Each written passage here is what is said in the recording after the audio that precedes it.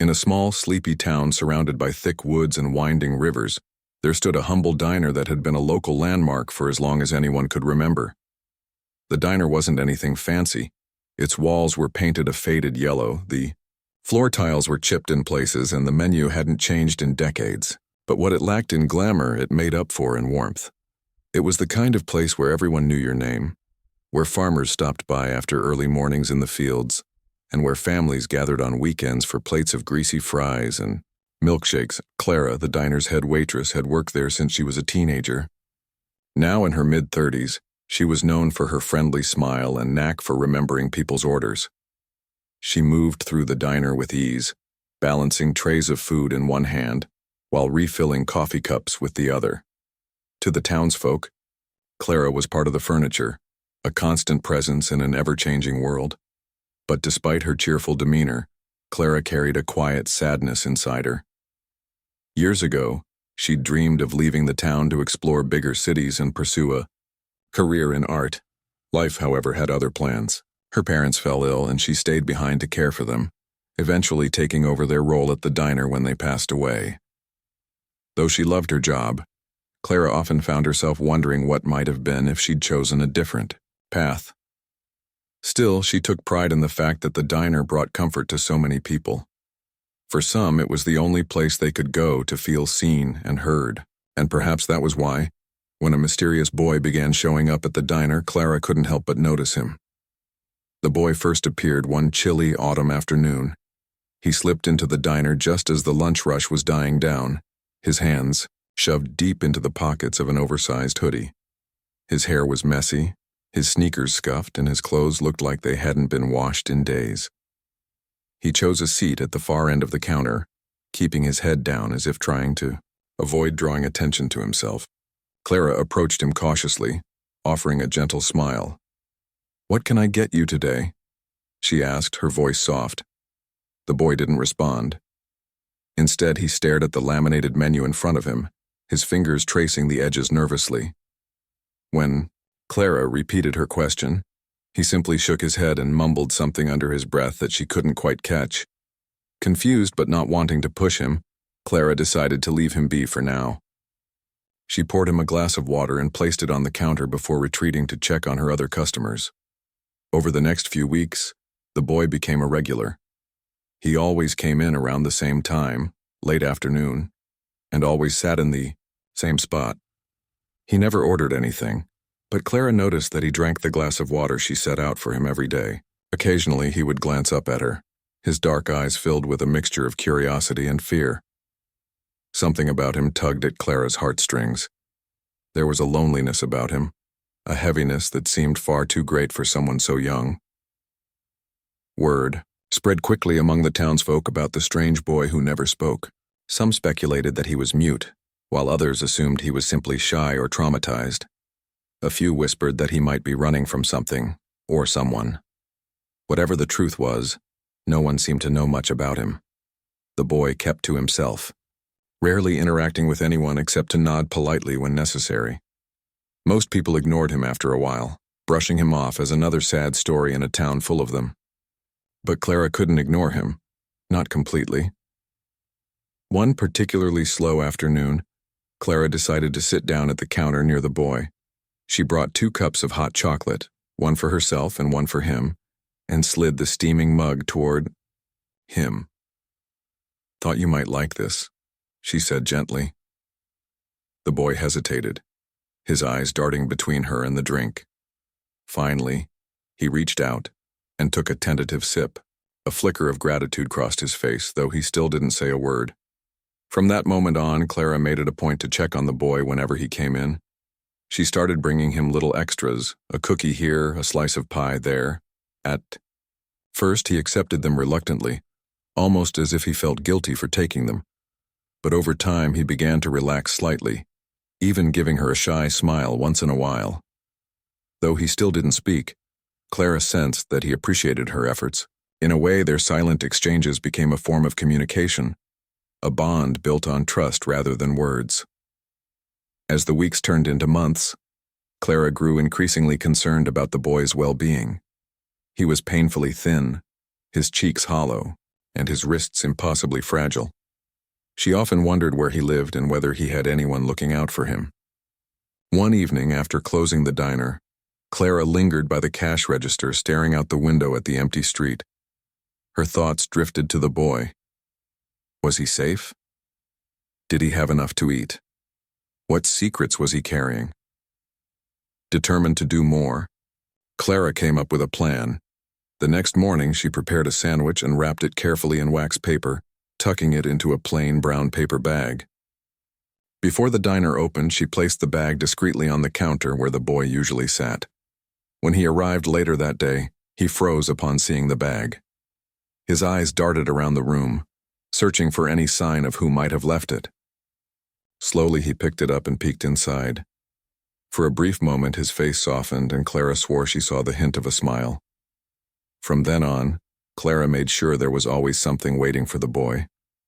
Sometimes it was a sandwich, other times a piece of fruit or a granola bar. She hid the items in napkin dispensers, behind menus, or tucked into the napkin holders. Each time, the boy found them, his gratitude evident in the way his shoulders relaxed or the faint sparkle in his eyes. Their secret routine became a highlight of Clara's day, a small act of kindness that reminded her of the goodness in the world, even in a place as ordinary as this little diner. But as winter approached and snow blanketed the town, Clara began to sense that something wasn't quite right. The boy seemed more anxious than usual, glancing over his shoulder frequently as if expecting someone to appear. Once, she caught him scribbling furiously in a notebook, only to tear out the page and crumple it up before stuffing it into his pocket. Another time she noticed fresh bruises on his arms, though he quickly pulled his sleeves down when he realized she was looking. Despite her growing unease, Clara didn't confront him. She didn't want to risk losing the fragile trust they'd built. Instead, she continued to watch over him, hoping against hope that whatever trouble he was facing would pass. Little did she know their lives were about to change forever, in ways neither of them could have imagined. And so, as the days grew shorter and colder, Clara braced herself for whatever lay ahead. She didn't know it yet, but the boy sitting quietly at the counter was about to lead her on a journey that would challenge everything. She thought she knew about kindness, courage, and the power of human connection. As the weeks went by, Clara's bond with the boy grew stronger, even though they never exchanged a single word. Their connection was built on subtle gestures, a nod of thanks, a fleeting smile, or the way the boy's eyes lit up when he found the small gifts Clara left for him. She began to look forward to his visits, finding comfort in the routine of caring for someone who clearly needed it. But as much as she enjoyed these quiet moments, Clara couldn't shake the feeling that something dark loomed over the boy's life. One particularly cold evening after the diner had closed and the last customer had left, Clara stayed behind to clean up. The wind howled outside, rattling the windows and sending icy drafts through the cracks in the door. As she wiped down the counters, she heard a soft knock. Startled, she turned toward the sound. Through the glass, she saw the boy standing there, his face pale and his hands trembling. It was unusual for him to come so late. He almost always arrived during the afternoon. Something must have happened. Clara hurried to the door and let him in, her heart pounding. "Are you okay?" she asked softly, though she already knew the answer. The boy didn't respond. Instead, he reached into his pocket and pulled out a crumpled piece of paper. His hands shook as he handed it to her. Clara unfolded the note carefully, her eyes scanning the shaky handwriting. "They're looking for me."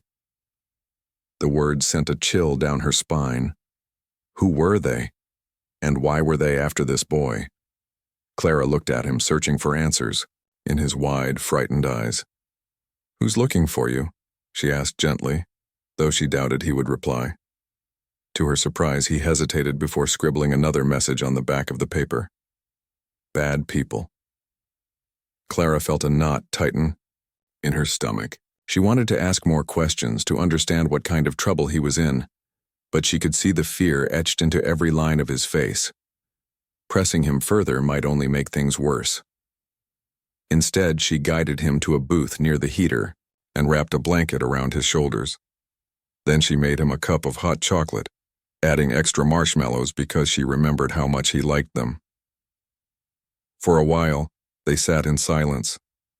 Clara kept glancing at the boy, trying to think of ways to help him. He seemed so small, so fragile, like a bird caught in a storm. Finally, she broke the quiet. "You're safe here," she said firmly. "No one will hurt you while you're with me." The boy looked up at her, his expression unreadable.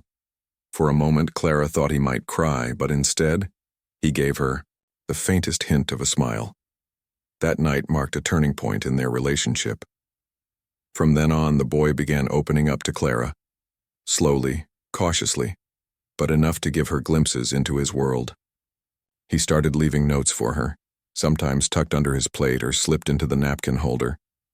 They were fragments of thoughts, snippets of memories, and vague warnings about the people chasing him. Clara pieced together what she could. The boy had been taken from his home years ago, moved from place to place and forced to live in hiding. Whoever had him now wasn't treating him well, judging by the bruises Clara occasionally spotted beneath his sleeves.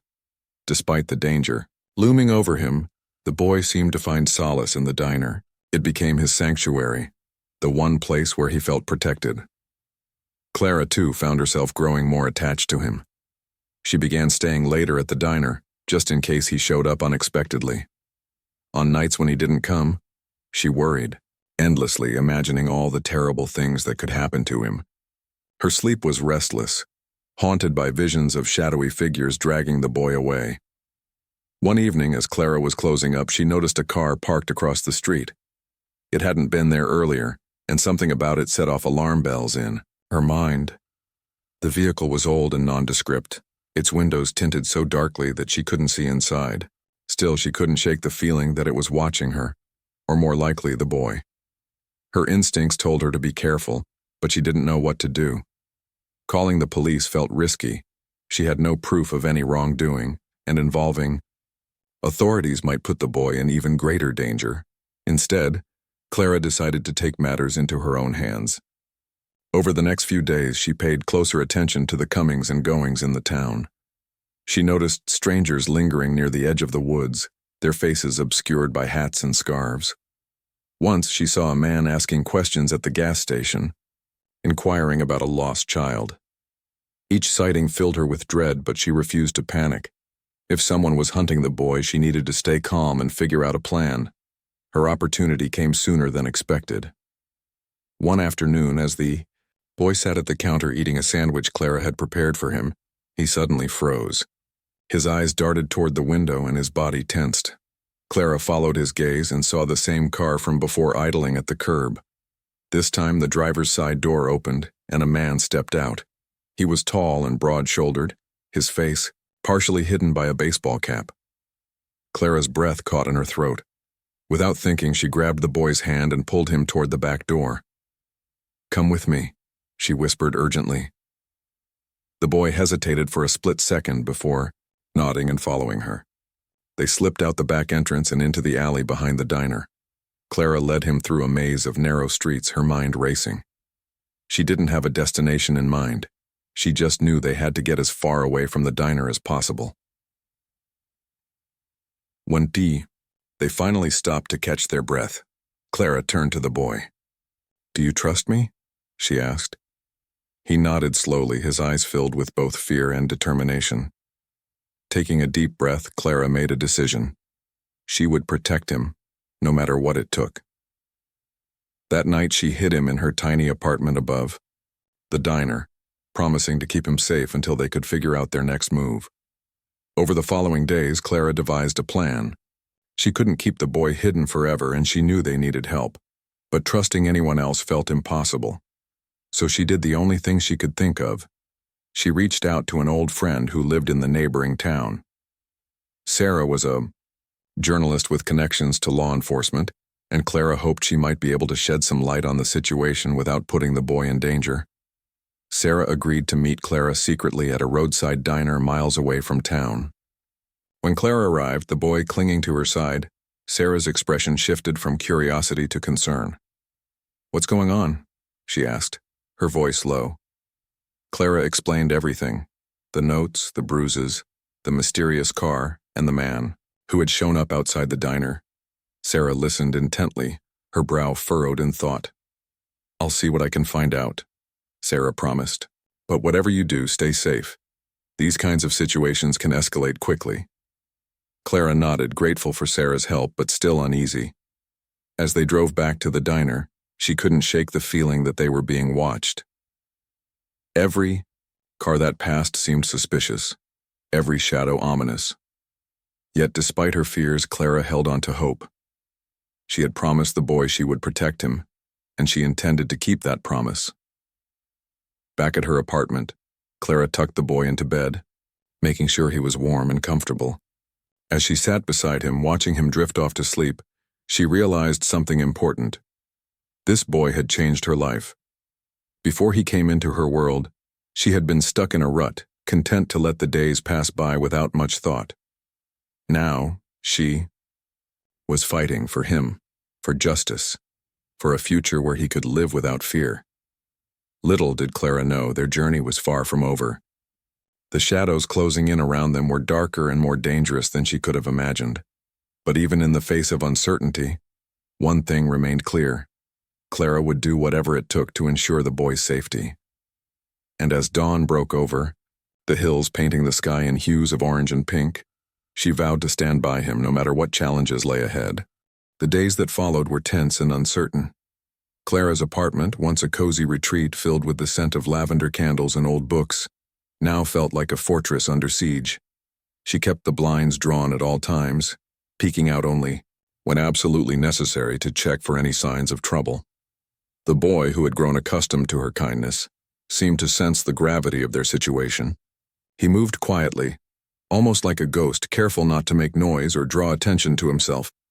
Despite the constant fear, Clara tried to create some semblance of normalcy for him. She cooked meals they could share together, played card games on the floor, and even attempted to teach him how to draw, something she hadn't done since her own childhood.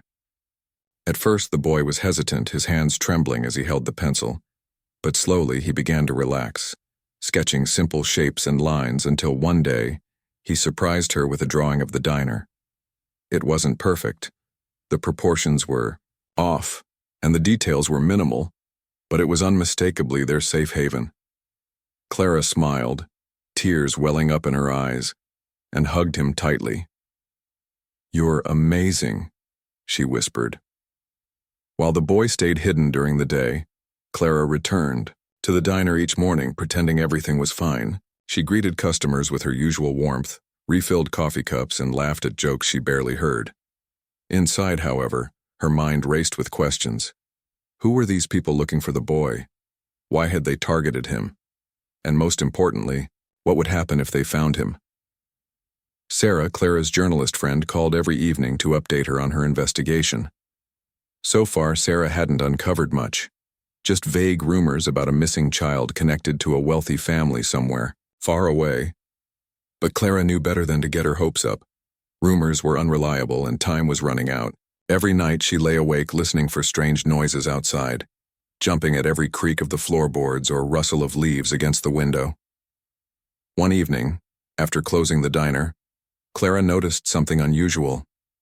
A man sat alone in the corner, booth, sipping a cup of black coffee. He looked ordinary enough, middle-aged, wearing a plain jacket and jeans, but there was something about him that made Clara uneasy. His eyes scanned the room constantly, lingering a little too long on the counter where the boy usually sat. When Clara approached him to take his order, he gave her a polite smile but didn't say much beyond asking for another refill. As the hours passed, the man remained in his seat, nursing his coffee as if he had nowhere else to be. Clara tried to ignore him, focusing instead on cleaning tables and organizing menus.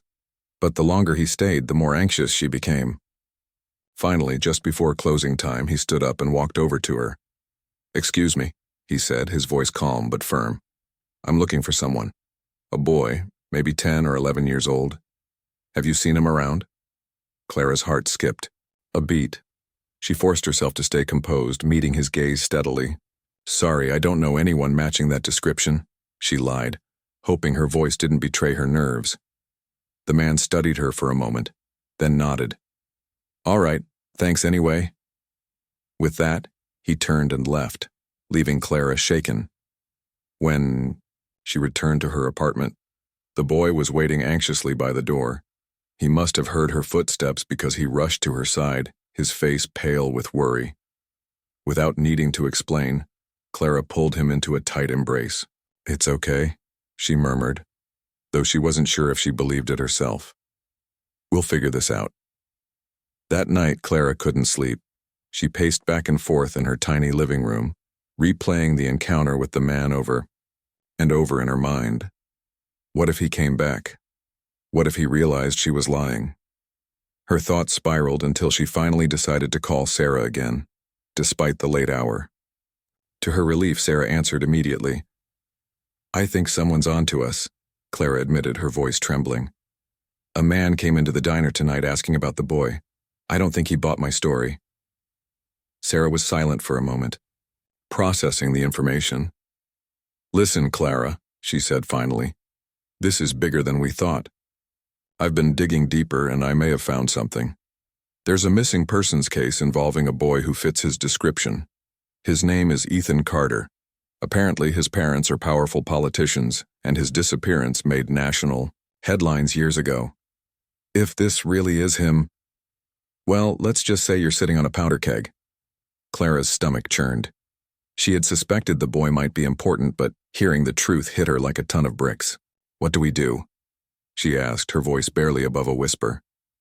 "For now, keep him safe," Sarah replied. "I'll reach out to trusted contacts in law enforcement. We need to handle this carefully. If the wrong people find out, things could get dangerous very quickly." Hanging up the phone, Clara felt a mix of relief and dread. On one hand, knowing the boy's identity gave her hope that help might be on the way. On the other hand, it also meant the stakes were higher than ever. She glanced at the boy, who was curled up on the couch, fast asleep. In that moment, she realized just how much she cared about him, not just as someone she was protecting, but as a person who deserved love and safety.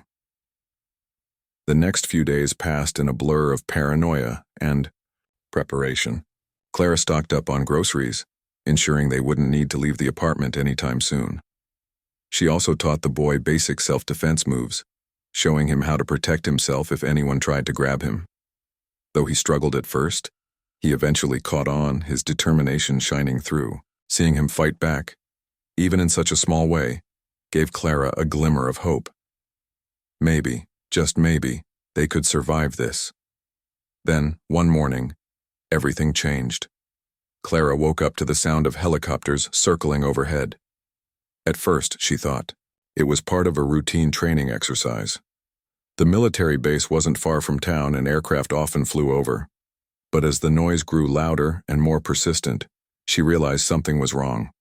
Rushing to the window, she pulled back the curtains slightly and gasped. Outside, soldiers clad in tactical gear poured out of vehicles parked near the diner. Their presence was overwhelming, turning the quiet street into a scene straight out of an action movie. Neighbors gathered in their yards, staring in disbelief as reporters arrived, setting up cameras and microphones. Clara's heart sank. Somehow word had gotten out about the boy, and now the entire world seemed to know. She turned to find the boy standing behind her, his face pale with terror.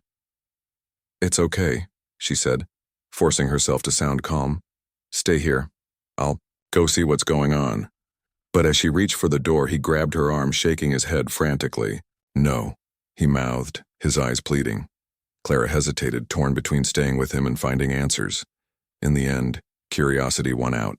Grabbing a coat, she stepped outside, squinting against the bright lights of news vans and spotlights. A soldier approached her almost immediately, his expression grim. "Ma'am, we're looking for a boy," he said. "He matches the description of a missing child named Ethan Carter. Do you know anything about him?"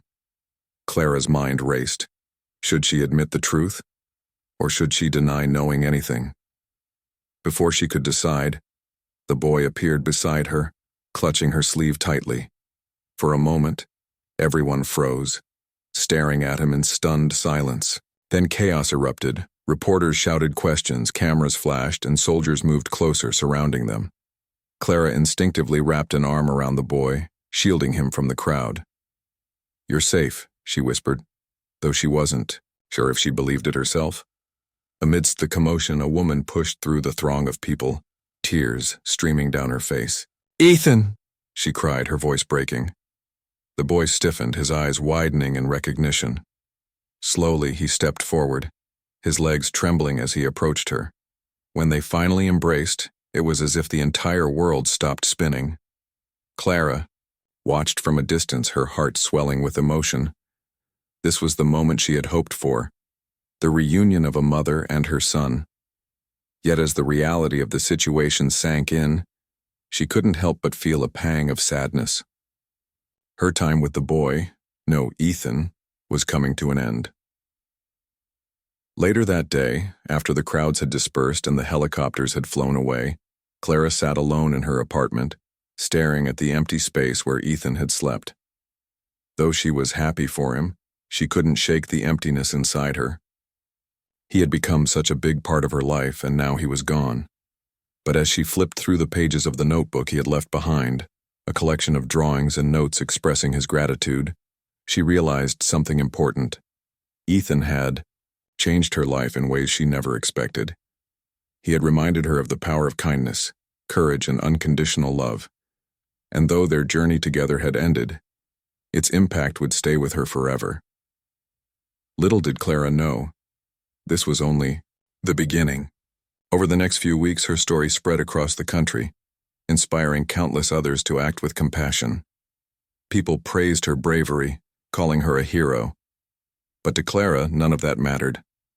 All she cared about was the boy who had walked into her diner one autumn afternoon and walked out months later as a symbol of hope. The days following Ethan's reunion with his family were a whirlwind for Clara. Reporters from all over the country descended on the small town, eager to get her side of the story. They camped outside the diner, knocking on her apartment door at odd hours, and even followed her to the grocery store. At first, Clara tried to avoid them, ducking behind counters or slipping out back doors whenever she spotted a camera crew. But eventually, she realized there was no escaping the attention. If she wanted to regain some semblance of normalcy, she would have to face it head-on. One morning, after a particularly restless night, Clara decided to sit down with a local journalist named Lisa. She trusted Lisa. She had been a regular at the diner for years, always polite and kind. "Just tell me what you're comfortable sharing," Lisa said gently as they sat in the corner booth, notebooks and coffee cups between them. Clara took a deep breath and began recounting the events that had unfolded. Starting with the day, Ethan first walked into the diner. As she spoke, Clara found herself reliving every moment. The quiet afternoons when Ethan would silently sit at the counter, the nights she stayed up worrying about him, and the fear she felt when strangers started asking questions. Her voice cracked at times, especially when she described the helicopters landing outside and seeing Ethan embrace his mother. Lisa listened intently, jotting down notes but never interrupting. When Clara finished, Lisa smiled softly. "You've done something incredible," she said. "People need to hear this." The article Lisa wrote appeared in the local paper the next day, and within hours, it went viral. Social media platforms lit up with posts about Clara's kindness and bravery. People praised her selflessness, calling her an unsung hero. Some shared their own stories of helping others in need, while others vowed to do more for vulnerable children in their communities. For Clara, the sudden fame was overwhelming. She wasn't used to being in the spotlight, and the constant praise made her uncomfortable. To her, she had simply done what anyone else would have done, but not everyone saw it that way. As the story gained traction, skeptics emerged, questioning whether Clara's intentions were truly altruistic. A few online trolls accused her of seeking attention or financial gain, pointing out how quickly her life had changed since Ethan's rescue. Clara tried to ignore the negativity, reminding herself that she couldn't control what other people thought. Still, the comments stung, leaving her feeling exposed and vulnerable. Amidst the chaos, Ethan's family reached out to express their gratitude. His parents, both prominent politicians, invited Clara to visit them at their estate several states away. Though hesitant, Clara accepted the invitation, curious to learn more about the boy who had become such a significant part of her life. When she arrived, she was greeted by a sprawling mansion surrounded by manicured gardens and security guards stationed at every entrance. It was a world entirely different from her own, yet somehow familiar because of Ethan. Inside, Ethan ran to her, throwing his arms around her waist. He looked healthier now. His cheeks were fuller, his eyes brighter, but he still carried the same quiet vulnerability that had drawn Clara to him in the first place. "Thank you," he said, his voice soft but clear. It was the first time he had spoken directly to her, and the words brought tears to her eyes. She hugged him tightly, overwhelmed by emotion. Over dinner, Ethan's parents thanked Clara profusely, promising to repay her for everything she had done. They offered her money, gifts, and even a job working for their foundation, but Clara politely declined. "I didn't do it for anything in return," she explained. "I just wanted to help." Her response seemed to surprise them, and for the first time, Clara saw genuine admiration in their eyes. During her stay, Clara learned more about Ethan's past. He had been kidnapped at the age of 5 during a high-profile political rally. His captors, members of a criminal organization, had kept him hidden for years, moving him from place to place to avoid detection. The bruises Clara had noticed on his arms were remnants of abuse inflicted by those who had held him captive.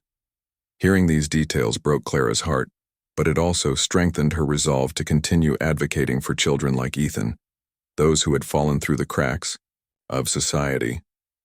When Clara returned home, she found the diner bustling with activity. Locals and tourists alike had flocked to see the place where the miracle had happened. Strangers approached her, thanking her for inspiring them to be better people. Some left donations, insisting she use the money to improve the diner or help others in need. Clara accepted their generosity graciously, though she secretly wondered if she deserved it. Inspired by the outpouring of support, Clara decided to take action.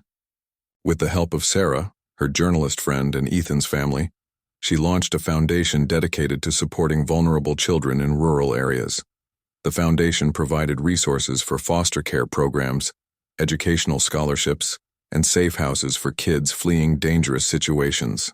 Clara poured her heart into the project, organizing fundraisers, speaking at events, and collaborating with community leaders to make a real difference. Though her life had changed dramatically, Clara remained grounded. She continued working at the diner, finding comfort in the familiar rhythm of serving customers and chatting with regulars. On slow afternoons, she often sat in the corner booth, flipping through the notebook Ethan had left behind. Each page was filled with sketches and messages expressing his gratitude, a reminder of the bond they had shared and the impact one act of kindness could have. As months turned into years, Clara's foundation grew, reaching thousands of children across the country. Schools, hospitals, and shelters began naming programs after her, honoring her commitment to making the world a safer place for those in need. Yet, despite the accolades, Clara stayed humble, always crediting the community for its support. "It's not about me," she would say. "It's about the kids. They're the ones who deserve our love and attention." Ethan remained a constant presence in Clara's life, visiting her whenever he could. Now a teenager, he had grown into a confident young man with dreams of becoming an artist. He often joked that Clara should give him painting lessons, teasing her about her childhood aspirations. Clara laughed, promising to teach him someday. Their relationship had evolved from protector and protected to something deeper, a friendship built on mutual respect and trust. One crisp autumn morning, as Clara stood outside the diner watching the sun rise over the hills, she reflected on how far she had come. The little boy who had once slipped quietly into her life had ignited a spark within her, a desire to create change, to fight for justice, and to remind the world of the power of compassion. Though she missed those quiet afternoons spent sharing sandwiches and smiles, she knew Ethan's legacy lived on in the work she did every day. And as she turned to greet her first customers of the day, Clara smiled, knowing that even in the smallest corners of the world, love and hope could shine brightly. Her journey had been unexpected, challenging, and transformative. But above all, it had been worth it. Because sometimes, all it takes is one person to believe in you, and one act of kindness to change a life forever. As the months passed, Clara's foundation gained momentum, becoming a beacon of hope for countless families across the country. What had started as a small idea born out of necessity soon grew into something much larger than she ever imagined. The diner, once just a humble eatery tucked away in a quiet town, became a symbol of resilience and compassion. People from neighboring states began making pilgrimages to see it, eager to meet the woman whose kindness had sparked a movement. Clara embraced her new role with determination, though it wasn't always easy. Balancing her responsibilities at the diner with running the foundation was exhausting. There were days when she felt overwhelmed, buried under piles of paperwork and endless phone calls. But whenever doubt crept in, she reminded herself of Ethan, the boy who had taught her that even the smallest acts of kindness could ripple outward, touching lives in ways she couldn't predict. One afternoon, while sorting through donation letters at the diner, Clara received an unexpected visitor. A young girl no older than 7 stood hesitantly by the counter, clutching a tattered backpack. Her clothes were worn, and her hair was tied back in a messy ponytail. She looked up at Clara with wide, uncertain eyes. "Are you the lady who helps kids?" she asked softly. Clara put down her pen and smiled warmly. "Yes, I am. What's your name?" "Lila," the girl replied shyly. "My mom said you might be able to help us." Curious, Clara invited Lila to sit down and brought her a glass of juice. As they talked, Lila explained that her family had recently moved to the area after fleeing domestic violence. They were struggling to make ends meet, and her mother worked long hours at a factory just to keep a roof over their heads. Lila often went hungry because there wasn't enough food to go around. Hearing this broke Clara's heart, but it also reinforced why she had started the foundation in the first place. That evening, Clara visited Lila's home, bringing groceries and blankets. She spent time talking to Lila's mother, offering not only practical support but also emotional encouragement. By the end of the night, both mother and daughter seemed lighter, as if a weight had been lifted off their shoulders. It was moments like these that reminded Clara of the importance of her work, not just providing resources, but restoring dignity and hope. Word of Clara's efforts spread quickly, drawing attention from national organizations and government agencies. One day, a representative from a well-known charity arrived at the diner proposing a partnership. Together, they launched a campaign to raise awareness about child poverty and neglect, using Ethan's story as a catalyst for change. Clara traveled to cities across the country, speaking at conferences and appearing on television shows. Though public speaking terrified her at first, she found strength in knowing that her words could inspire others to take action. Despite her growing fame, Clara never lost sight of her roots. She continued working at the diner, ensuring that it remained a welcoming space for everyone, rich or poor, young or old. Regulars noticed subtle changes: shelves stocked with books and toys for children, posters advertising free meals for those in need, and a bulletin board displaying information about local shelters and counseling services. Clara wanted the diner to be more than just a place to eat. She wanted it to be a sanctuary. Ethan stayed involved too, visiting during school breaks and helping organize events for the foundation. He had blossomed into a confident teenager, passionate about art and justice. His sketches, once hidden away in a notebook, now adorned the walls of the diner, inspiring customers with messages of hope and perseverance. Clara loved seeing how far he had come, knowing that his journey was proof that love and support could transform even the darkest of circumstances. But life wasn't without its challenges. As Clara's influence grew, so did the scrutiny. Critics questioned whether her foundation was sustainable, accusing her of biting off more than she could chew. Some argued that her focus on rural areas neglected urban communities facing similar struggles. Others dismissed her efforts altogether, claiming they were merely a drop in the ocean compared to the systemic issues plaguing society. Clara listened to their concerns, recognizing the validity in some of their points. Rather than letting criticism discourage her, she used it as fuel to improve. She hired a team of experts to streamline operations, ensuring funds were allocated efficiently and reaching those who needed them most. She expanded programs to include mentorship initiatives, connecting at-risk youth with positive role models. And she collaborated with urban advocates, bridging the gap between different communities and fostering unity. Through it all, Clara leaned heavily on the relationships she had built along the way. Sarah, her journalist friend, helped manage media coverage, shielding Clara from unnecessary drama. Ethan's parents offered financial backing, enabling the foundation to scale its efforts. Even strangers who had been inspired by Clara's story pitched in, volunteering their time or donating supplies. One particularly memorable moment came when a group of high school students organized a fundraiser in honor of Clara. They called Add Kindness Week, dedicating an entire week to performing random acts of goodwill in their community. From baking cookies for firefighters to cleaning up parks, the students embodied the spirit of generosity Clara had championed. At the end of the week, they presented her with a check for $10,000, raising it during a ceremony held at the diner. Clara was speechless, tears streaming down her face as she hugged each student individually.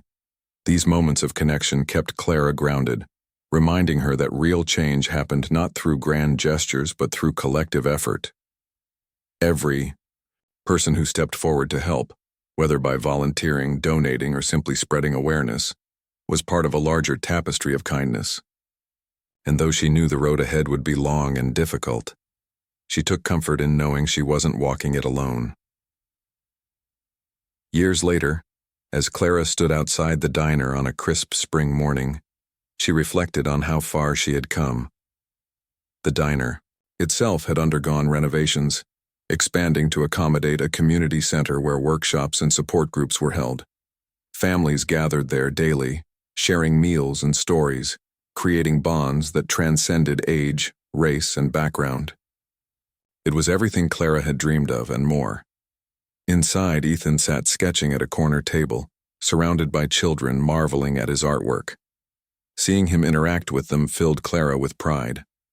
He had become a mentor to many, using his experiences to guide others through their own struggles.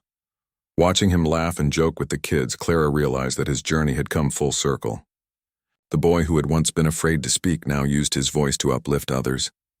As the sun rose higher in the sky, casting golden light over the hills, Clara felt a deep sense of peace. Her life had taken unexpected turns, leading her down paths she never imagined. Yet through it all, one thing remained constant: her belief in the power of kindness. It had saved Ethan, transformed her community, and ignited a movement that showed no signs of slowing down. And as she turned to greet the day's first customers, Clara smiled, knowing that every act of compassion, no matter how small, had the potential to create ripples of change. In a world often overshadowed by darkness, she had chosen to shine a light. And in doing so, she had proven that even the simplest acts of love could leave a lasting legacy. Years rolled by, and Clara's foundation became a household name. It wasn't just an organization anymore. It was a movement, a testament to the idea that ordinary people could achieve extraordinary things when they chose kindness over indifference. The diner, once a quiet corner of the world, had transformed into a bustling hub of activity. Families came not just for meals, but for support, guidance, and community. Strangers who walked in as individuals left as part of something bigger, a network of care and compassion. Clara herself had changed too. The shy, reserved waitress who once dreamed of leaving her small town behind had grown into a confident leader, known across the country for her unwavering dedication to helping others. Yet despite her success, she remained humble. She still wore her old apron, still greeted customers with her warm smile, and still found joy in the little things, like watching children laugh or seeing someone enjoy a meal they hadn't been able to afford. One crisp autumn morning, as Clara unlocked the diner's door, she noticed an envelope taped to the glass. Curious, she peeled it off and opened it inside. Inside was a handwritten letter. "Dear Clara, I hope this note finds you well. I wanted to thank you again for everything. Because of you, I learned what it means to trust, to dream, and to believe in myself. You saved me in ways I can never repay, but more importantly, you showed me how to save others. That's why I'm writing today. I've decided to dedicate my life to making art that inspires change, just like your kindness inspired me. This is only the beginning. With love, Ethan. Clara. Read the letter several times, tears streaming down her face. Ethan was now in his early 20s, studying fine arts at a prestigious university. His talent had blossomed, earning him recognition in galleries and exhibitions. But what touched Clara most was knowing that he carried forward the lessons he had learned during their time together. He hadn't forgotten where he came from, or the woman who had believed in him when no one else did. Later that week, Ethan surprised Clara by visiting the diner unannounced. He walked in carrying a large canvas wrapped in brown paper. "I made something for you," he said, grinning as he set it on a table.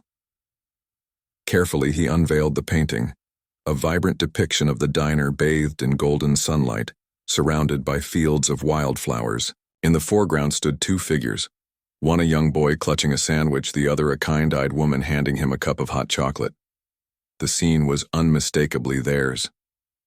"It's beautiful," Clara whispered, overcome with emotion. "Thank you." Ethan shrugged modestly. "It's nothing compared to what you've done for so many people. I just wanted to remind you how much you mean to everyone, including me." The painting became the centerpiece of the diner, displayed proudly, above the counter where Ethan had once sat silently.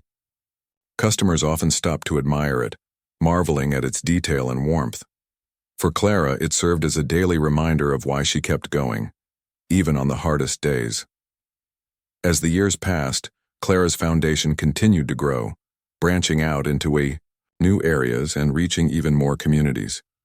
Schools adopted programs inspired by her work, teaching students about empathy and service. Hospitals partnered with the foundation to provide resources for families struggling financially, and shelters began offering workshops designed to empower survivors of abuse and neglect. Clara's vision had taken root, spreading far beyond anything she could have imagined.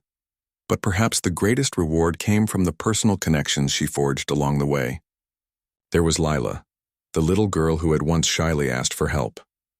Now a teenager, she worked part-time at the diner, saving money for college. Her mother ran a small catering business, supplying food for the foundation's events. Both women credited Clara with giving them a second chance at life. Then there was Marcus, a former soldier battling PTSD, who found solace volunteering at the diner. He helped organize fundraisers and mentored troubled teens, channeling his pain into purpose. "You gave me a reason to keep fighting," he told Clara one evening. "For that, I'll always be grateful." And of course there was Ethan, whose journey remained intertwined with Clara's. He returned home whenever he could, bringing new ideas and energy to the foundation. Together, they planned initiatives aimed at supporting marginalized youth, ensuring that no child felt invisible or forgotten. Their bond had deepened over the years, evolving from protector and protected to partners in a shared mission. Despite her achievements, Clara never sought recognition for herself. Award ceremonies and honorary degrees piled up, but she accepted them reluctantly, always redirecting praise to the countless volunteers and donors who made the foundation possible. "This isn't about me," she would say repeatedly. "It's about all of us working together to make the world a better place." Her humility endeared her even more to those around her. People admired not just what she had accomplished, but how she carried herself, with grace, integrity, and endless compassion. She became a role model for generations, proof that one person truly could make a difference. One summer evening, as the sun dipped below the horizon, casting long shadows, across the diner's parking lot, Clara hosted a special event to celebrate the foundation's 10th anniversary. Hundreds of people gathered, families, volunteers, donors, and friends, all eager to honor the woman who had touched their lives. Speeches were given, stories shared, and laughter echoed through the air. When it was Clara's turn to speak, she stepped onto the makeshift stage, blinking back tears as she looked out at the sea of faces. I never set out to change the world, she began, her voice steady despite the lump in her throat. All I wanted to do was help one boy who needed a sandwich. But somewhere along the way, I realized that kindness isn't just about feeding someone. It's about reminding them that they matter, that they're loved, that they belong. She paused, glancing at Ethan, who stood near the front of the crowd, smiling proudly. What we've built here isn't mine alone.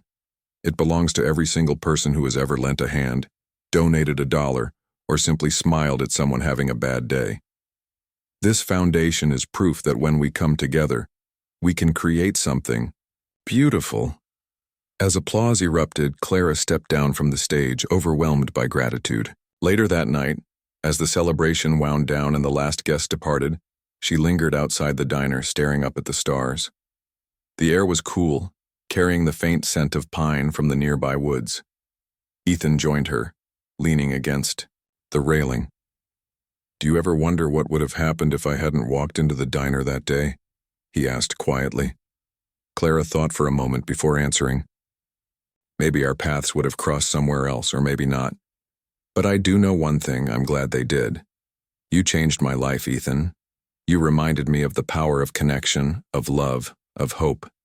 And because of you, I've been able to share that with others. Ethan nodded, his eyes glistening. Well, I'm glad I met you too. You gave me a future when I didn't think I had one. They stood in silence for a while, soaking in the peacefulness of the night. Finally, Clara turned to him with a playful grin. So, are you ready to teach me how to paint yet? Ethan laughed, shaking his head. Not a chance. Your stick figures might scare away the customers. Their laughter rang out, echoing into the darkness. In that moment, surrounded by the beauty of the world she had helped create, Clara felt at peace. Life wasn't perfect. There were still challenges ahead, injustices to fight and hearts to mend. But she knew she wasn't alone. Together, with the support of her community, they would continue shining light into the darkest corners. And, as the first rays of dawn broke over the hills, painting the sky in hues of pink and gold, Clara smiled, knowing that every act of kindness, no matter how small, had the power to transform lives. Hers certainly had,